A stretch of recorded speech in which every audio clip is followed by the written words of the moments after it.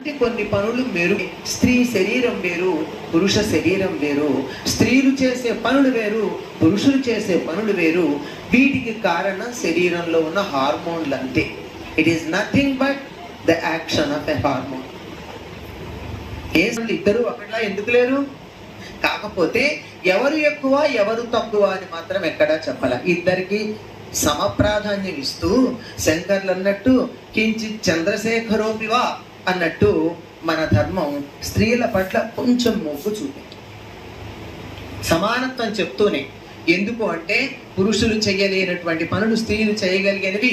ప్రకృతి ధర్మాన్ని అనుసరించి గర్భధారణ, ప్రసవము, పాలివ్వటం అనే 3 పనులు చేసి ఈ సంతానాన్ని ఉత్పత్తి చేయడం ద్వారా జనరేషన్స్ అలా కొనసాగేట్టు చేస్తుంది. కనుక ప్రతి స్త్రీని మాతృభావనతో చూసి ఇవాళ అవ్వచ్చు, అయిపోయి ఉండొచ్చు, కాబోతూ ఉండొచ్చు తల్లే గనక ప్రతి స్త్రీ అమ్మ అని పిలిచే సంప్రదాయం ఉంది.